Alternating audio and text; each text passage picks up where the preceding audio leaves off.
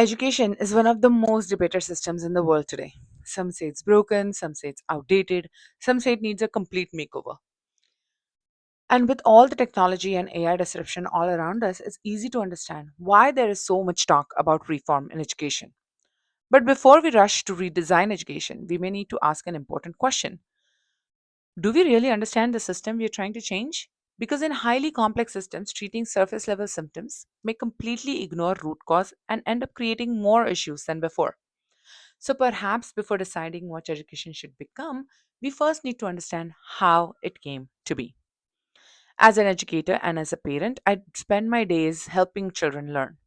And considering this profession and the high tech society I'm in, I'm part of countless conversations about how education should change, how some earlier educations were good.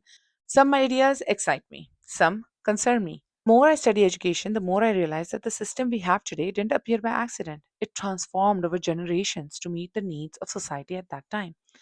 And if we want to shape what comes next, we first need to understand what came before. When we hear the word education, we often picture classrooms, teachers, textbooks, and grades. But education has existed long before modern schools. Imagine a child living thousands of years ago. There was no school building, no report card, no curriculum. Yet that child was learning every day. The children learned through observation, through participation, through responsibility. They learned survival, trade, culture, and community roles directly from the world around them. But this learning was also shaped by the realities of that society.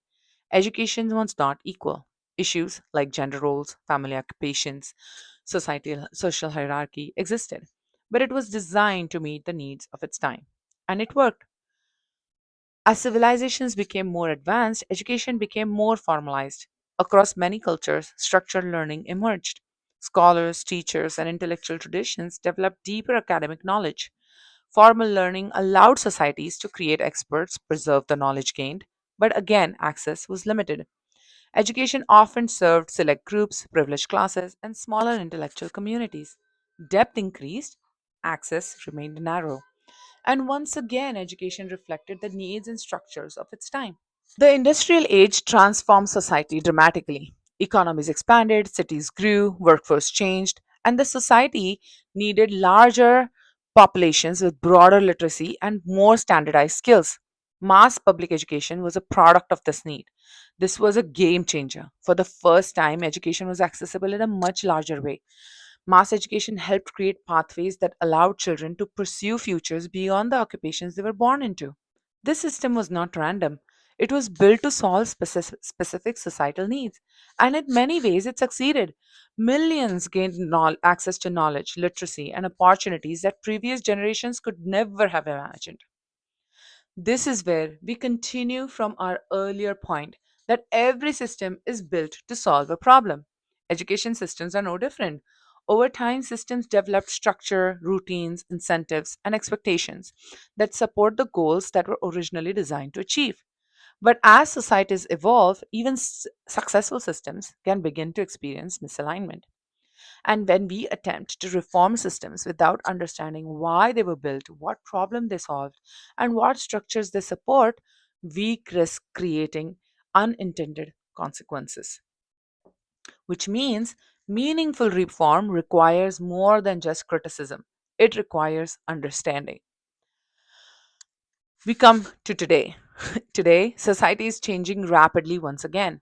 Technology is accelerating, artificial intelligence is reshaping work, information is more accessible than ever.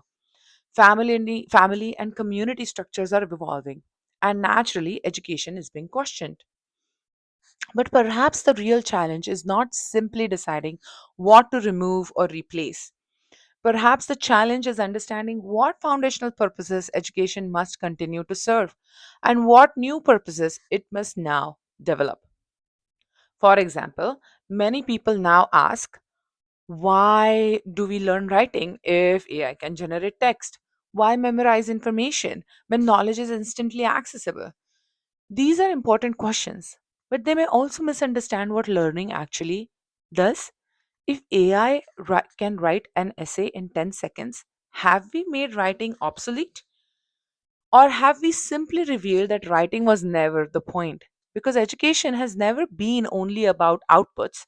Writing develops thoughts, problem solving develops reasoning, learning develops cognitive structure. As information becomes easier to access, the deeper challenge may become how do we help future generation use the knowledge wisely, ethically, creatively, and across disciplines?